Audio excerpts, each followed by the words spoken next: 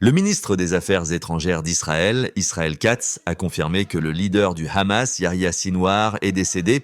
Plus tôt, l'armée israélienne a déclaré qu'elle enquêtait sur la possibilité qu'il ait été tué ou des tests ADN ont été effectués. Écrit Sky News, Katz a déclaré dans un communiqué que le meurtrier de masse Yahya Sinwar, qui était responsable du massacre et des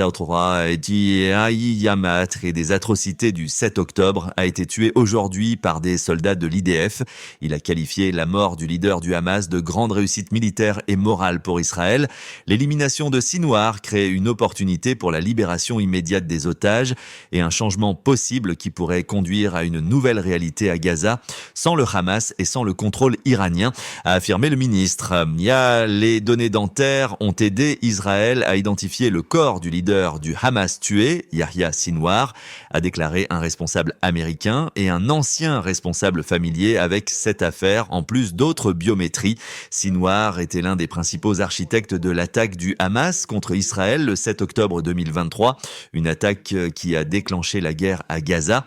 Il a été élu leader du groupe après l'assassinat d'Ismaël Haniyeh en juillet lors d'une frappe israélienne suspectée dans la capitale iranienne, Téhéran. Avant de prendre la direction du Hamas, Sinwar avait dirigé la branche armée du groupe. Lors de l'attaque du 7 octobre, le Hamas a tué près de 1 à 200 personnes, principalement des civils, dans le sud d'Israël et a enlevé près de 250 autres.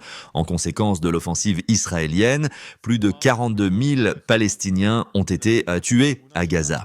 Bien qu'Israël n'ait pas revendiqué la responsabilité de certaines des morts de hauts responsables du Hamas, il a reconnu avoir tué plusieurs responsables, dont Saleh al-Aruri et Mohamed Deif, le commandant militaire du Hamas.